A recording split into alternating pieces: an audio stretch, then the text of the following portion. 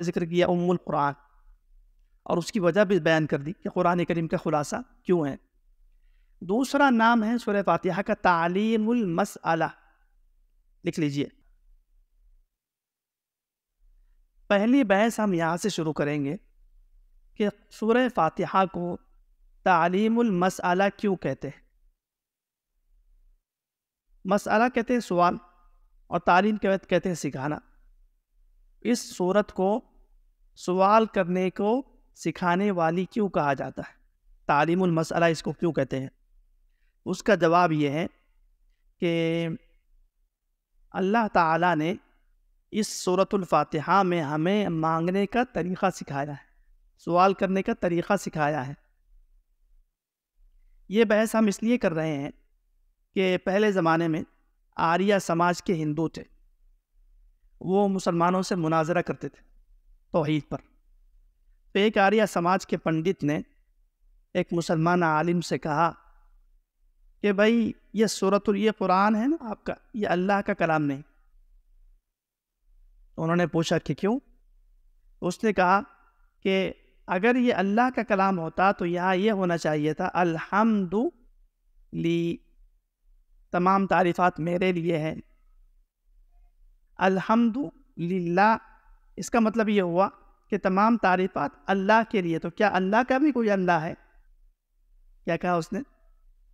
جب خود اللہ کا کلام ہے تو کیا لکھنا چاہیے تھا؟ الحمد لی، لیکن یہاں لکھا ہوا ہے الحمد للہ کہ تمام تعریفات اللہ کے لیے۔ تو اس نے کہا اس کا مطلب تو یہ کہ اللہ کا بھی کوئی اللہ ہے اور یہ قرآن اللہ کا نہیں ہے۔ اس کا جواب ہم نے آپ کو دے دیا ہے کہ یہ ہے تعلیم المسئلہ۔ اس میں اللہ نے ہمیں مانگنا سکھایا ہے کہ آپ نے اگر مجھ سے مانگنا ہے تو یہ لفظ کہو، قولوا الحمدللہ، الحمدللہ کہو۔ اس کو ہم مثال سے سمجھتے ہیں کہ اگر کسی طالب علم سے کوئی غلطی ہو گئی اور استاذ ناراض ہو گئے کہ بھئی تم کو ہم یہاں سے اب نکال دیتے ہیں مدرسے سے، اس نے منت سماجت کی کہ نہیں میں آئندہ یہ غلطی نہیں کروں گا، استاذ کہتے ٹھیک ہے درخواست لکھیے۔ آپ درخواست لکھتے ہیں بخدمت جناب استاذ محترم، کیا لکھوا رہے ہیں اس کو؟ کیا یوں لکھیں گے بخدمت جناب میں؟ کیوں جی؟ اس کو جب لکھوائیں گے تو لکھانا سکھا رہے، دستخط تو اس کی ہوگی نا، تو یہ لکھوائیں گے بخدمت جناب استاذ گرامی، بخدمت میں۔ ایسے ہی اللہ تعالیٰ نے یہاں ہمیں مانگنے کا طریقہ بتا رہے ہیں، اس لیے کہا الحمدللہ کہو، تم کہو نا، اللہ خود نہیں کہہ رہا، ہمیں سکھا رہا ہے۔ تو سورہ فاتحہ کو کیا کہتے ہیں جی؟ تعلیم المسئلہ۔ قرآن کریم کو شروع کرنے سے پہلے ہم لوگ پڑھتے ہیں تعوذ، اعوذ باللہ من الشیطان الرجیم۔ کیوں پڑھتے ہیں؟ سوال ہوتا ہے کہ بھئی عبادت کر رہے ہیں، تلاوت کرنا چاہتے ہیں، تو پھر تعوذ کیوں پڑھتے ہیں؟ سبب تعوذ دفع شر الشیطان، شیطان کے شر سے بچنے کے لیے۔ کیوں پڑھتے ہیں ہم لوگ تعوذ؟ شیطان کے شر سے بچنے کے لیے۔ ہم لوگ عبادت کرنا چاہتے ہیں، قرآن سمجھنا چاہتے ہیں، قرآن پڑھنا چاہتے ہیں، شیطان آ جائے گا، بہکائے گا، مسلائے گا، تھکاوٹ لائے گا، سستی لائے گا، یا کوئی اہم کام یاد دلوا دیں گا، تو پہلے ہی اس کو کیا کر دو؟ پتھر مار دو۔ رجم کہتے ہیں پتھر مارنا، رجیم ابھی اس کا ترجمہ آئے گا۔ تو پتھر مار دو کا مطلب ہوتا ہے دور کر دو، مردود بنا دو اس کو۔ تو اللہ نے کہا کہ شیطان جب آئے گا نا تو فوراً آپ پڑھ لیجئے اعوذ باللہ من الشیطان الرجیم۔ شیطان کے شر کو دور کرنے کے لیے ہم اعوذ باللہ پڑھتے ہیں، تعوذ پڑھتے ہیں، دفع شر الشیطان۔ یہ ہو گیا سبب استعاذہ۔ دوسری بات، الفاظ استعاذہ، استعاذہ کے الفاظ کیا پڑھنا ہے؟ تو عموماً اعوذ باللہ من الشیطان الرجیم ہی پڑھتے ہیں، اور یہی پڑھنا چاہیے، کوئی مسئلہ نہیں۔ لیکن قرآن کریم میں ہے ایک آیت، فاستعذ باللہ انہ هو السمیع العلیم، تو اس سے بعض علماء کہتے ہیں کہ یہ بھی پڑھ سکتے ہیں اعوذ باللہ السمیع العلیم من الشیطان الرجیم۔ اس پر دونوں آیتوں پر عمل ہوتا ہے۔ ایک آیت تو یہ ہے کہ فَإِذَا قَرَأْتَ الْقُرْآنَ، جب تم قرآن پڑھو، فَاسْتَعِذْ بِاللَّهِ مِنَ الشَّيْطَانِ الرَّجِيمِ، شیطان کے سے دور ہٹنے کے لیے اللہ کی پناہ میں چلے جاؤ۔ تو الفاظ استعاذہ دونوں جائز، اعوذ باللہ من الشیطان الرجیم بھی اور اعوذ باللہ السمیع العلیم من الشیطان الرجیم۔ حکم کیا ہے اس کا؟ اعوذ باللہ پڑھنے کا تلاوت سے پہلے علماء کہتے ہیں، مفسرین کہتے ہیں، فقہاء کہتے ہیں کہ یہ واجب ہے، واجب یا سنت مؤکدہ۔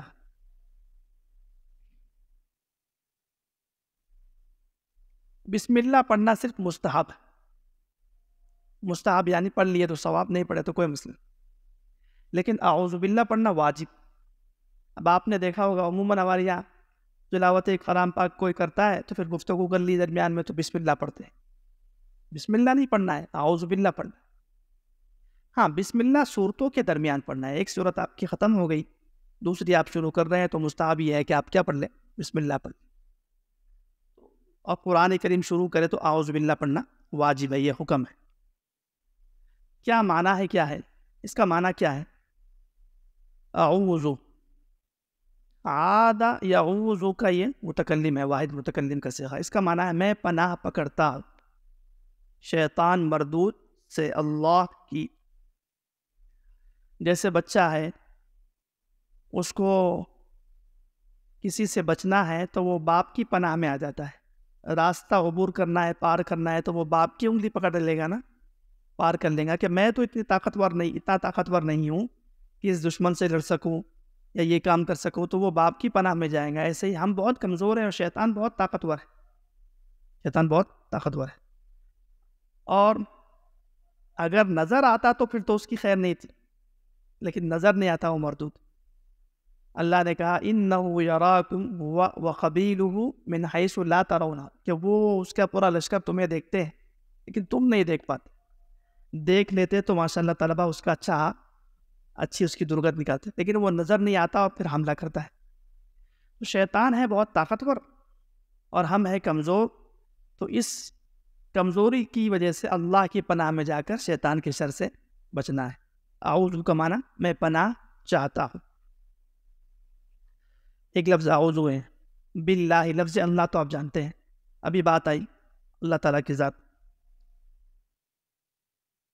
الشیطان من الشیطان الرجیم ہے، شیطان یہ مادہ، اس پر لکھیے مادہ، شیطانہ، شین طا اور نون، یہ شیطانہ سے بنا ہے شیطان، اور شیطانہ کا معنی بعودہ، دور ہوا، شیطانہ کا معنی بعودہ، دور ہوا۔ شیطان کو شیطان اس لیے کہتے ہیں کہ یہ اللہ کی رحمت سے ہمیشہ کے لیے دور ہو گیا، اس لیے اس کو شیطان کہتے ہیں۔ اور گرامر کے اعتبار سے لفظ شیطان مشبہ کا صیغہ ہے، صفت مشبہ کا، اور اس کا وزن ہے فیعال، شیطان فیعال۔ ایک قول تو یہ کہ یہ شیطانہ نون سے ہے، دوسرا قول یہ ہے کہ یہ جو شیطان ہے یہ شین یا اور طا سے ہے، نون اس میں زائد، نون اس میں نہیں ہے، شین یا اور طا، شاطا یشیطو، شاطا یشیطو سے ہے، اور شاطا کا معنی ہلاک، ہلاک ہونے والا، شاطا ہلاک ہونے والا۔ شیطان کو شیطان اس لیے کہتے ہیں کہ اس نے اللہ کی نافرمانی کر کے اپنے آپ کو ہمیشہ کے لیے ہلاک و برباد کر دیا۔ تو ایسا بدبخت کہ جس نے اپنے آپ کو ہلاکت میں ڈال دیا۔ شاطا سے اگر نون نہ ہو اس میں تو پھر اس کا معنی ہوگا ہلاک ہونا، ہلاک ہونے والا۔ یہ ہو گیا شیطان۔ آگے لفظ کیا ہے جی؟ اعوذ باللہ من الشیطان الرجیم۔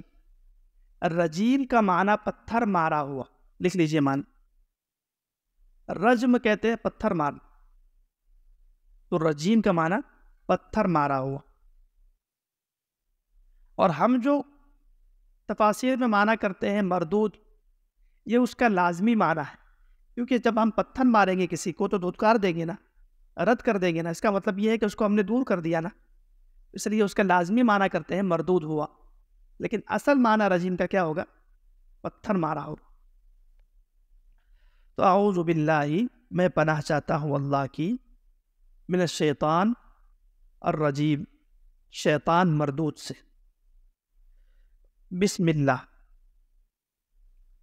اس کا لکھ لیجئے بسم اللہ کے پڑھنے کی وجہ، بسم اللہ کی وجہ لکھیے۔ مشرکین مکہ جب بھی کوئی کام کرتے تھے تو وہ بسم اللہ والعزیٰ یہ پڑھ کر کام کرتے، بسم اللہ والعزیٰ یعنی لات اور عزیٰ کے نام سے میں یہ کام کر رہا ہوں۔ جب بھی وہ کوئی کام کرتے لات اور عزیٰ سے مدد حاصل کرتے، تو اللہ تعالیٰ نے ہم سب کے لیے ان کے جواب میں فرمایا کہ تم توحید والا جملہ ذکر کر دیا کرو، بسم اللہ الرحمن الرحیم۔ ہر کام کو شروع کرنے سے پہلے بسم اللہ پڑھ لیا کرو، جیسے وہ کیا پڑھتے ہیں، بسم اللہ والعزیٰ، لات اور عزیٰ کے نام سے۔ یہ جو با اور اسم ہے بسم اللہ، یہ جار مجرور ہے۔ یہ جار مجرور یہ متعلق کس سے ہے یہ سمجھنا ضروری ہے۔ اکثر علماء اور مفسرین کہتے ہیں اقرأ سے متعلق ہے کہ میں پڑھتا ہوں، بعض کہتے ہیں ابتدئ، بعض کہتے ہیں اشرع میں شروع کرتا ہوں، اس سے متعلق ہے، لیکن ہم متعلق لکھا لیں گے مؤخر۔ بسم اللہ الرحمن الرحیم استعینوا، یہ کس سے متعلق ہے، استعینوا امر سے، اور اس کا معنی مدد طلب کرو، مدد حاصل کرو اللہ کے نام سے جو بڑا مہربان نہایت رحم کرنے والا۔ اگر ہم اس کے متعلق کو مؤخر نکالیں گے تو حصر کا معنی پیدا ہوگا۔ کس کا معنی پیدا ہوگا، حصر کا۔